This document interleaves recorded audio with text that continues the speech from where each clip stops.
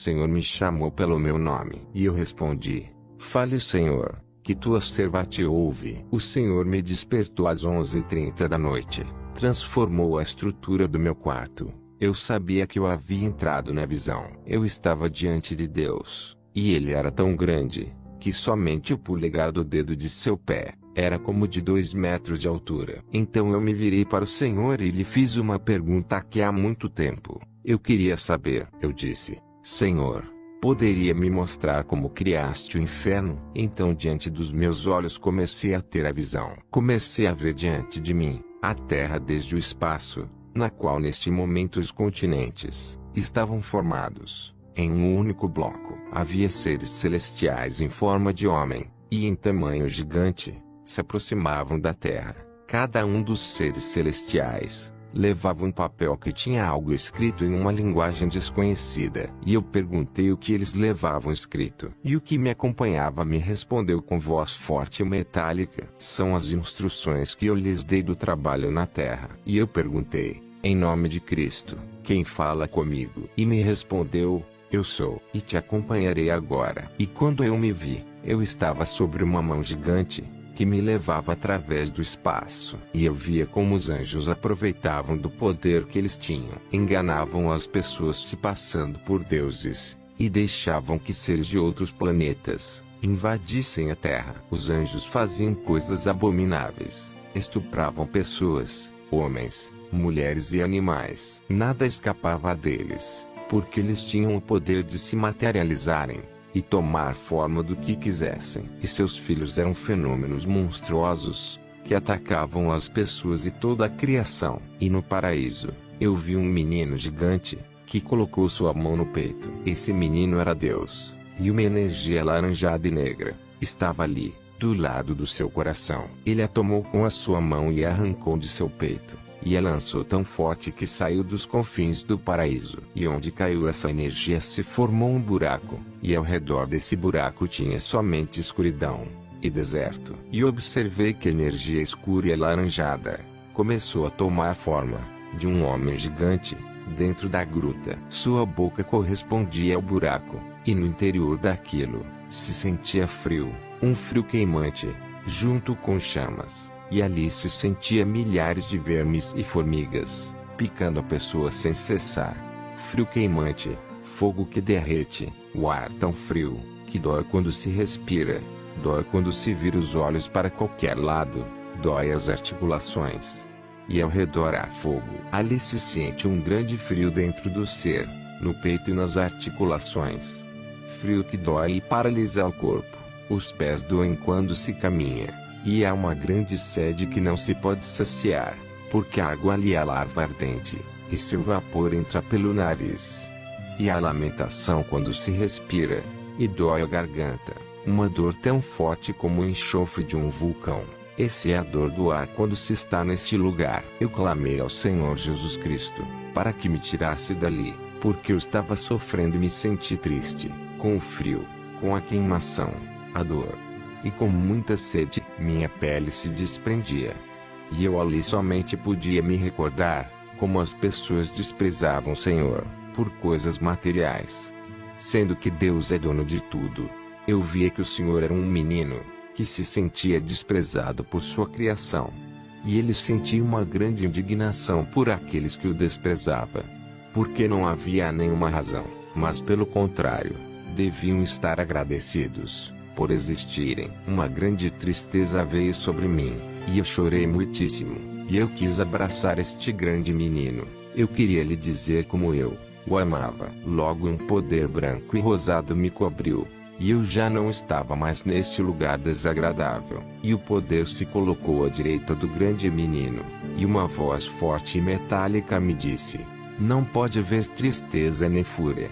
É algo perfeito e incorruptível. Por isso se tem retirado a fúria do perfeito, porque a fúria é fria e queimante de vez, porque se indigna diante da justiça, e não perdoa nem tem piedade contra o que tem ofendido. Então eu observei que muitos homens e anjos se rebelaram, e não queriam obedecer, nem queriam dar reverência a Deus. Senão eles queriam ter poder, queriam fazer o que quisessem, somente para terem controle, e se destruíam, e se atacavam entre si, sem piedade. Então o grande menino, que era Deus, virou o rosto para mim e me disse: se não querem estar comigo, então eu os satisfarei e retribuirei, mandando eles ao Seol, a este novo lugar, fora de minhas terras, onde eu não estou, para que possam viver sem mim. E eu pensei que o Seol era o inferno.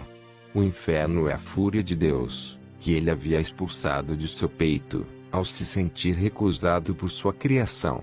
É a indignação que castiga sem piedade, e não perdoa nunca, nem se esquece do mal que se tem feito. E assim, é grande o sofrimento, porque apesar de que se indigna, a fúria se vinga. E também é justa, porquanto é enorme o castigo, pois dá ao homem mal o que ele merece, de acordo com o que tem feito. E neste lugar ele é prisioneiro, e não se esquecerá de seus delitos. Recordará sempre, para que saibam eternamente, porque são castigados. E vi as almas das pessoas, e dos anjos, que se rebelaram diante da autoridade de seu Criador, sejam expulsos das terras do Criador, e foram jogados no Seol. E o Seol abria a sua boca, e tragava todos os que eram imprudentes ou desobedientes. E como o Seol sempre está furioso, não escuta as súplicas, nem arrependimentos, porque sabe que as suas vítimas suplicam e se arrependem somente para saírem deste lugar, para se salvarem do castigo, porque em suas vidas terrenais, sempre em seus corações, quiseram fazer tudo o que lhes dava vontade, e nunca se preocuparam por querer agradar seu Criador, obedecendo-lhe. Portanto o Seol sabe da vida de suas vítimas, desde o princípio, e conhece qual é o pensamento que abunda em seus corações. Sem ter piedade de suas vítimas, lhes castiga sem cessar. Como o Seol saiu do peito de Deus, também tem a força criadora, cria seus acompanhantes e seus aliados, que lhe ajuda a repartir a justiça e castigar seus prisioneiros. E me disse que estes acompanhantes também denominam-se pela fúria. E neste lugar de desolação também aparecem animais pavorosos, e plantas espantosas, aves carnívoras, e todas as classes de insetos, que provocam sofrimentos e temor, porque o Seol somente se satisfaz vendo seus prisioneiros sofrerem. Porque merecem, porque desprezaram Deus e suas leis. Não há dia neste lugar, somente há uma noite eterna, e tudo o que há neste lugar causa lamentações e traz sofrimentos. No meu coração eu podia sentir todos os pensamentos e raciocínio em cada um dos prisioneiros, visões de suas vidas. Meu coração se indignava por tanta rebeldia sem justificação, porque estes prisioneiros em vida não tiveram compaixão de Deus nem de seu próximo. Como crianças mal criadas e injustas, colocavam a culpa em Deus, dos males que eles mesmos se provocavam, com suas decisões. Um poder rosado e branco estava à direita de Deus, e este poder, Deus chamava de Verbo, porque este poder fazia tudo o que ele pensava. O Verbo obedecia, e o agradava em tudo que Deus pensava, e fazia o pensamento ser realidade. Em todos os pensamentos de Deus o Verbo lhe fazia companhia, e dava calor como de um abraço, e se sentia suave como uma brisa. Não importava onde ia o Verbo, seu poder era intenso, suave como a brisa, e seu odor, agradável. Um sentimento de calma e felicidade abundava meu coração, e eu me sentia muito bem. Deus se sentou em seu trono e voltava seus ouvidos para a terra, e via como sua criação o desprezava sem razão. E ao ver Deus tão triste, eu chorei por ele, e lhe ofereci meus braços, para consolá-lo. Mas eu não podia me aproximar, nem me mexer, nem sair de onde eu estava, já que eu estava ali somente para assistir. A situação era como eu estivesse vendo um filme em terceira dimensão. Então Deus, em forma de um menino, disse: quem poderá fazer com que esta criação me queira? E o Verbo respondeu: eu irei falar para eles de ti, e lhes farei refletir com meus atos o amor que tu tens, e que aceitem ser meu aliado e se unir a mim. Eu esquecerei o que fizeram, e somente me lembrarei do bem. Os trarei a ti, para que te queiram, e te acompanhem, assim como eu faço. E aquele que não quiser fazer, então o levarei ao Seol, para que receba o que merece. de acordo com seus atos. E Deus disse: vá. E o verbo diminuiu o seu tamanho, e entrou na terra, semelhante a um raio, e na terra o verbo andava, em forma de um jovem adolescente, falando de Deus, de como ele é especial e amoroso, que ele é com sua criação. E o verbo foi conhecido como um Deus que salva, porque ajudava toda a criação, e não desprezava ninguém. Contudo uma multidão o prendeu, e o pegaram, até se cansarem. Logo o pegaram com varas, e por último com uma faca partiram seu peito. Na terra de Deus, todos os que estávamos, e até Deus, chorávamos pela ingratidão, por tudo que foi submetido o verbo. E logo colocaram o verbo em uma cova, e o poder do verbo saiu de seu corpo, e o corpo ficou como uma casca. E então o verbo foi visitar o Seol, a terra da eterna escuridão, onde Deus nunca entra, porque ali estão todos os que não querem estar com Deus. O verbo bateu na porta, e o Seol não queria abrir, porque sabia que o verbo vinha convencer os que estavam ali dentro que amassem a Deus. Então, diante da negativa do Seol de abrir sua porta, porque o Seol sabia que o verbo não merecia estar ali, o verbo forçou a porta, e abriu, e o Seol saiu ao seu encontro e lhe disse: por que você entrou aqui? Você não merece estar aqui. Quem te enviou? Então o verbo lhe respondeu: eu venho para reparar o erro da criação, e julgar o bem que tenha feito, e se perdoará de acordo com o grande amor que tenho em seus corações ao seu Criador. Tenho permissão de levar todo aquele que em seu coração aceite amar seu Criador com grande paixão, assim como eu faço. E o Seol lhe respondeu: se há alguém que esteja aqui, e que realmente aceite amar o Criador, o leve. Um anjo rebelde que estava na porta entrou na casa do Seol, para se assegurar que o verbo fosse acorrentado aí neste lugar, e assim fazer com que toda a criação fosse tirada de Deus, para que Deus ficasse sozinho, como houvera ficado ele, porque todos seus companheiros rebeldes estavam prisioneiros na casa do Seol, e este não soltaria jamais. E este anjo disse ao Seol: Seol, por que não aprisiona o verbo? Ele tem vindo da terra, e está tirando de você os prisioneiros, porque está falando com eles, e convencendo eles de suas ideias. E o Seol se virou, e lhe disse: é justo que lhe leve estes prisioneiros, os liberte e os perdoe, porque ele veio os convencer de que amem seu Criador, e se eles o têm em seus corações, injusto seria que estivessem aqui. Quem mandou o verbo aqui? Porque com ele não posso me enfurecer, já que seria injusto, porque ele não tem feito nenhum mal. Então o anjo rebelde lhe respondeu: fui eu. E o Seol foi até onde estava o verbo e lhe perguntou: este anjo rebelde foi quem te mandou aqui? E o verbo lhe respondeu: sim, foi ele. E o Seol disse: de que maneira ele pode te enviar aqui? E o verbo lhe mostrou imagens de como ele chegou ali, e o muito que sofreu. E o Seol começou a arder em chamas, indignou-se diante do sofrimento injusto do verbo. O Seol sujeitou o anjo rebelde ao Seol, e perguntou ao verbo: posso apoderar-me dele? E o verbo respondeu: apodere-se dele, e faça com ele o que quiseres, de acordo com tua justiça. E o Seol olhou com frieza para o anjo rebelde, e o anjo rebelde tremia, porque sabia que o Seol pessoalmente o iria castigar eternamente com muita severidade.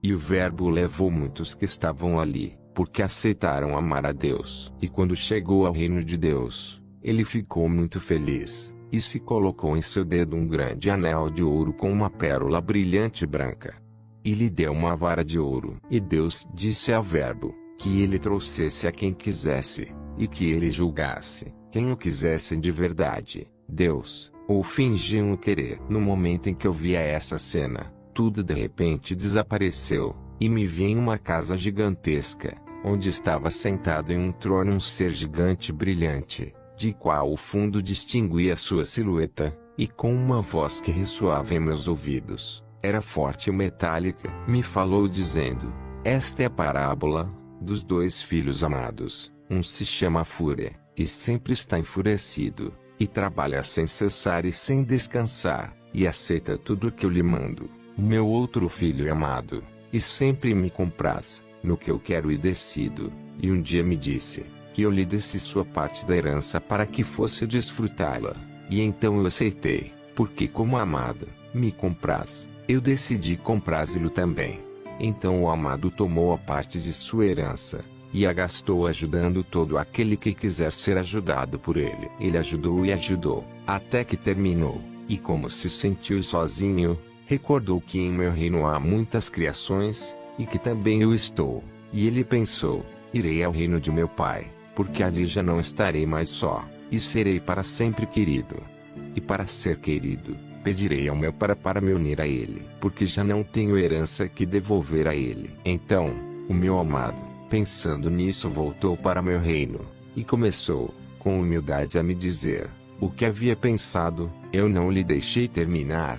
Faremos uma festa, se una a mim, e desfruta comigo esta felicidade. E lhe coloquei um anel no dedo e lhe dei uma varinha. O tomei em minhas mãos, e o coloquei na parte direita do meu peito, junto ao meu coração, para que sempre estivesse junto a mim, e que sempre receba de mim o amor verdadeiro. Como havia tanto ruído, a fúria se aproximou para ver o que estava acontecendo, e ao ver que estava acontecendo uma festa, eu lhe pedi que se alegrasse comigo, mas ele sempre está furioso e não podia se alegrar, e me perguntou, porque apesar de ser amado e havia gastado sua herança, eu o recebi com júbilo, e porque a ele não lhe dava herança também, porque ele sempre havia trabalhado e nunca se apartou de meu lado, e porque eu não lhe fazia festa também.